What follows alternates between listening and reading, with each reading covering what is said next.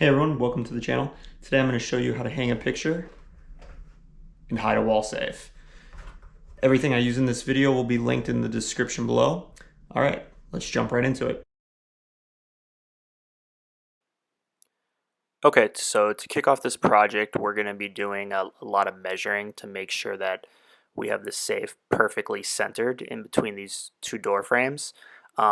This is a wall safe, so it's designed to go in between two studs, but in my case, I'm more concerned about centering it in the opening versus making the install simple in lining it up between a stud bay.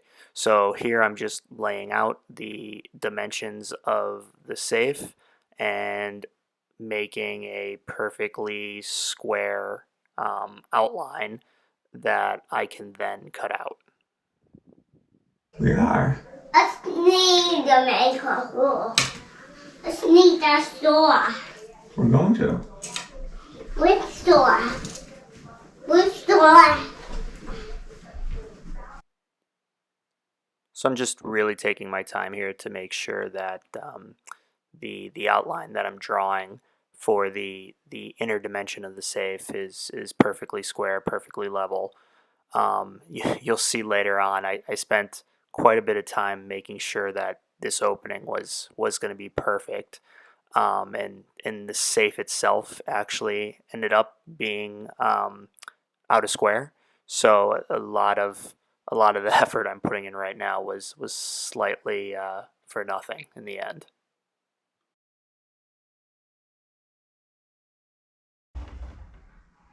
Okay. We gotta cut that hole out. How? We're gonna use a saw. Which store? We're gonna use an oscillating saw. It's really loud. Really loud. I hope it's not gonna be too loud. I'm using an oscillating tool with a drywall blade on it. You could of course just use a drywall saw and do this by hand. The one thing I find though is that this blade cuts like a perfectly flawless line, and there's a lot less dust than if you use a handsaw. So if you have an oscillating tool, I highly recommend using that to cut the opening versus the handsaw.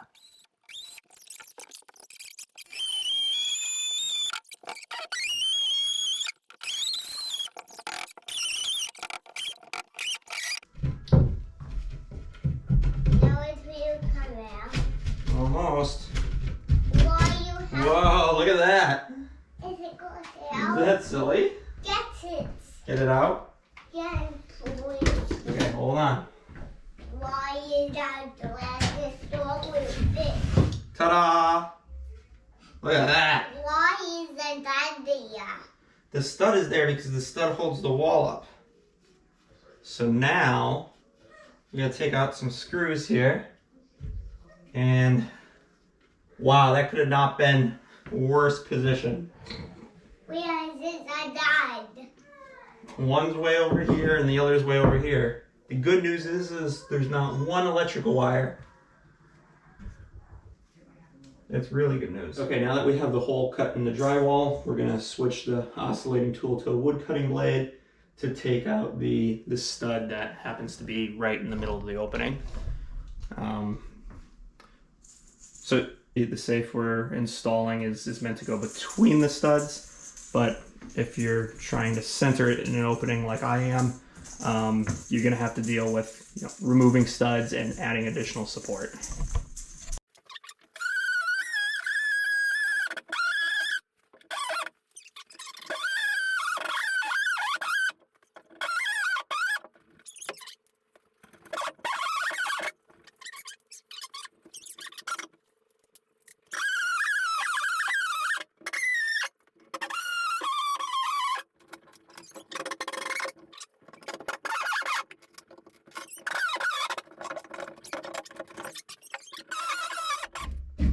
I want to see at the bottom. I want to see You want to see the hole? a bottom. Okay, come on. I'll show you. Show me a bottom. What the bottom looks like. down there? Anything. Nothing. Let's put the door there already. Well, hold on. We gotta get this stuff out of these corners. We gotta clean up these corners, and then after we clean up these corners, we're gonna test this fit. No, don't stand on it. We gotta test fit the safe, Why? and then we gotta put some supports back in here, okay? Why with what? Because we don't have enough supports right now. Why? Because we don't. That's something to We gotta see if it's gonna fit, okay?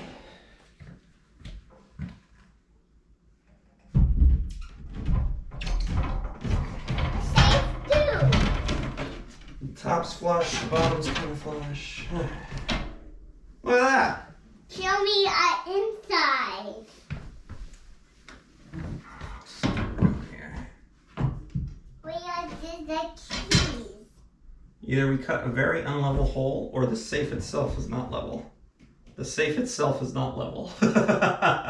What? That's funny. That's really funny. Okay, I have the opening cut out for the safe. I test fitted the safe and it fits perfectly snug.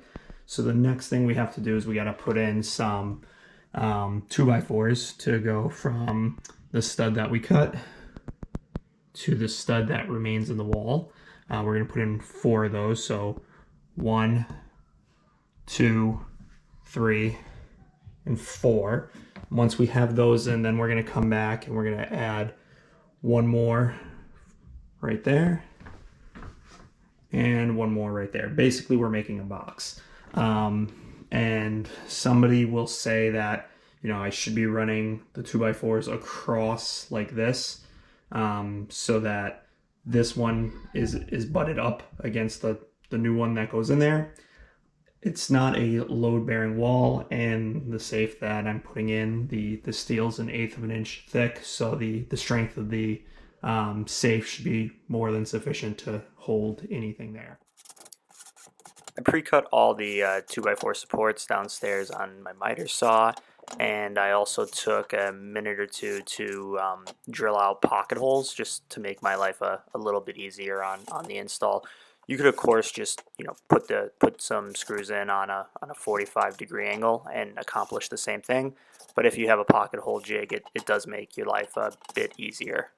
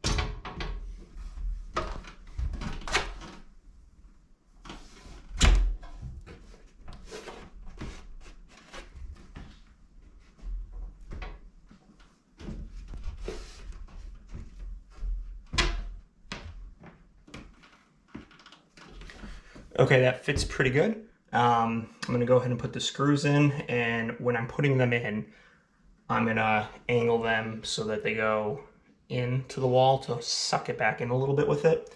So securing the safe back, we'll pull all the drywall back. So you could save yourself a couple minutes and a few screws by just pushing the safe in and making sure the safe is sucked back tightly. I did swap out the screws that the safe came with, so I'll show you that now.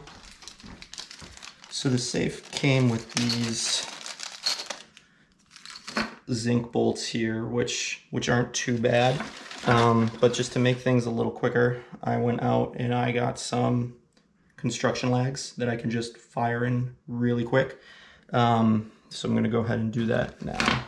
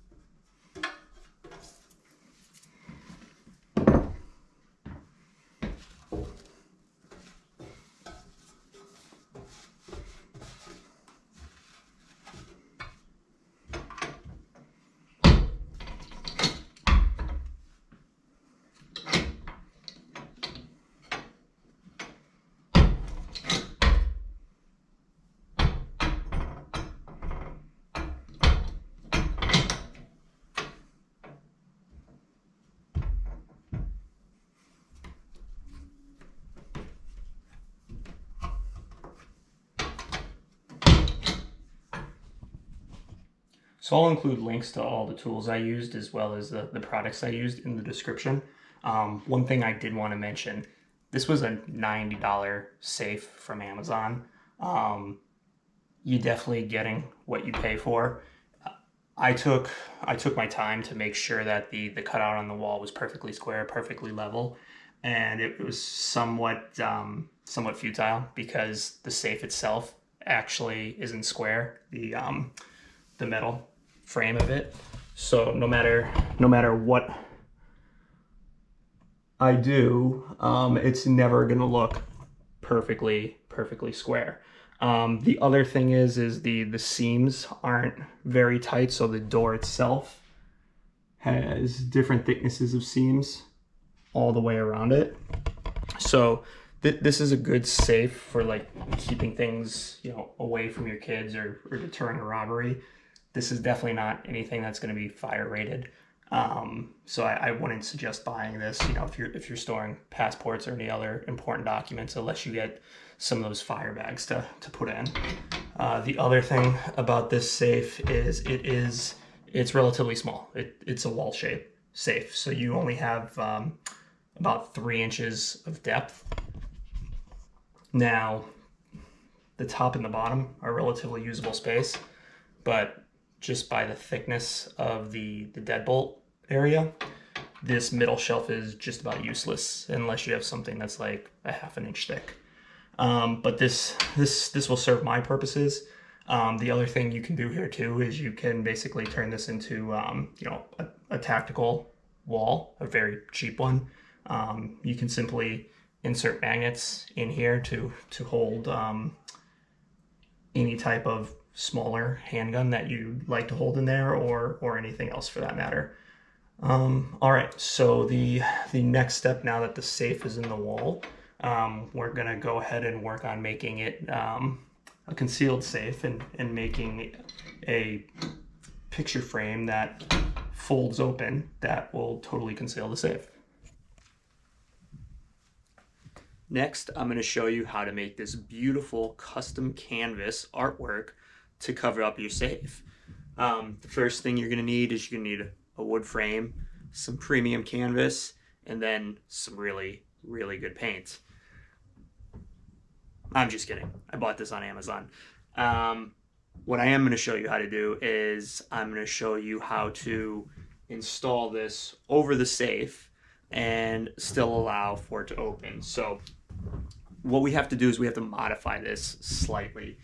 if I were to take a hinge and just put it directly on here and try to open this, it's only going to open up to 90 degrees. And unfortunately, that's not far enough because we're going to have the safe door as well that needs to open. So if the picture opens to 90 degrees and the safe door opens up against it, the safe door will be opening to less than 90 degrees. So what we're going to do is we're going to add a frame to the wall to bring the picture away from the wall. And what this will do is it will allow us to pivot on the frame, which is going to allow the picture to open up way past the 90-degree angle, which in turn will allow the safe to open up to at least the 90-degree angle. So with that explained, let's get started on building the frame and then attaching it to the wall. Okay, so we want the frame to be the exact size of the picture. So we're just going to take a couple measurements off the back. Height is 24 1/16, and then width is 18 1/8. I'm going to go ahead and make a frame to go around the perimeter. All right, so I have my pieces of the frame cut out and ready to assemble. But before I go ahead and assemble them, what I'm going to do is I'm actually going to cut the mortises on the piece that I want the hinges to go into. So for the hinges, I just got these little rub brass hinges from the hardware store, the 2-inch hinges. And when I put these on, what I'm going to do is I am going to embed them the entire depth of the hinge. And what that's going to do is it's when I attach this to the back of the picture frame, the picture is going to be totally flush against the wood. So there'll be absolutely no seam going around the entire perimeter, which will add to that hidden look. Once I get the hinges on, I'm going to glue and just brad nail this all together because it's going to be painted. And as far as paint goes, since the portrait is this black and gray, I'm just going to go ahead and spray paint this black. I think it will work well with the fact that the picture itself fades into dark black going all around the edges. So my hope is that matching the matte black with the canvas black, it will basically completely disappear and you won't even know that there's this additional lip around the frame. The one last thing I'm going to do is I want to make sure that the picture stays shut. What I'm going to do is I'm going to also mortise in on the opposite of the hinge side. I'm going to mortise in a little, just a standard kitchen magnet. And then what I'll do is on the back of the picture frame as well, I'll just use a little glue to glue on a magnet on the back of the frame, and that should act as the latch to keep it shut.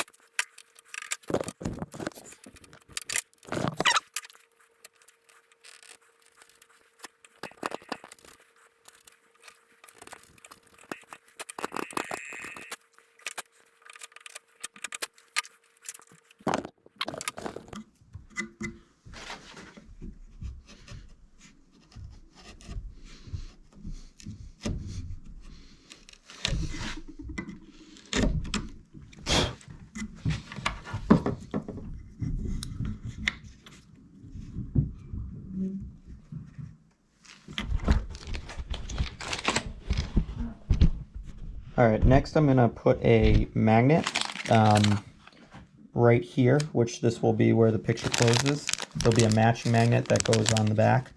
I just got these cheap refrigerator magnets from Amazon. I think this entire box was like $8 or $10. I'll put a link in the description below. But basically, these are nothing special. They're just standard refrigerator magnets, not rare earth magnets, which for this application I think is totally fine. So I'm gonna go ahead and grab one out of here that fits the area nicely. And these are pretty strong. It's a little large, so we'll go with one size down.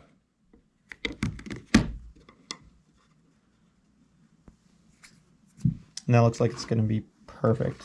These are pretty strong magnets, so definitely worth the few dollars that they cost. I mean, you could see it moving just as I get closer there.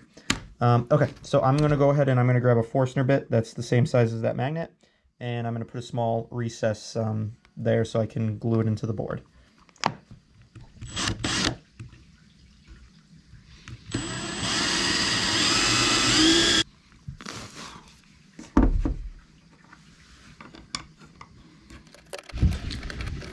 Alright, now that the mortises are cut for the hinges, we're going to go ahead and assemble the frame, and then we're going to spray paint it black.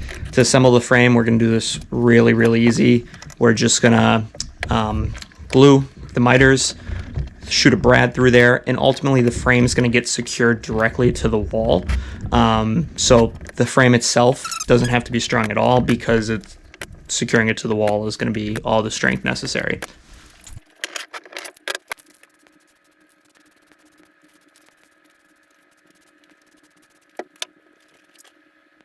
Okay, the picture's now all set to go. We have the magnet and the hinges secured to the back of the picture.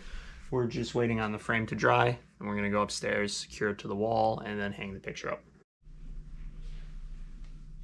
All right, now we have the frame that we just finished. We're gonna center it over the safe. So to do that, I'm just gonna eyeball it real quick. And we know the safe isn't square, so all I'm gonna do is I'm gonna tack the top corner, and then I'm gonna straighten everything out from there.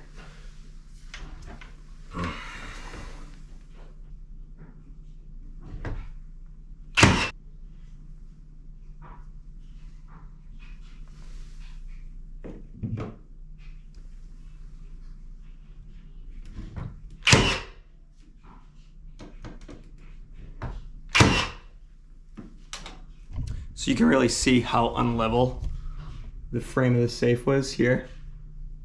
The trim's perfectly level, and the gap goes from maybe 1/8 of an inch all the way up to 1/4 of an inch. All right, and then we're just gonna make sure our frame is square.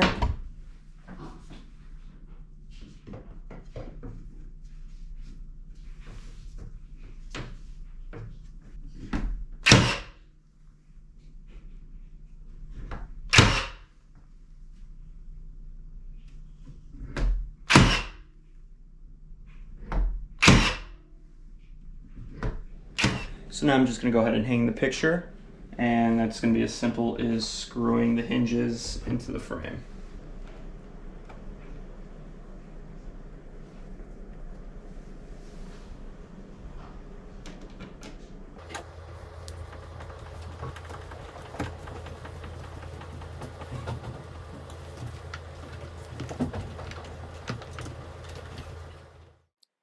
And here's the finished product.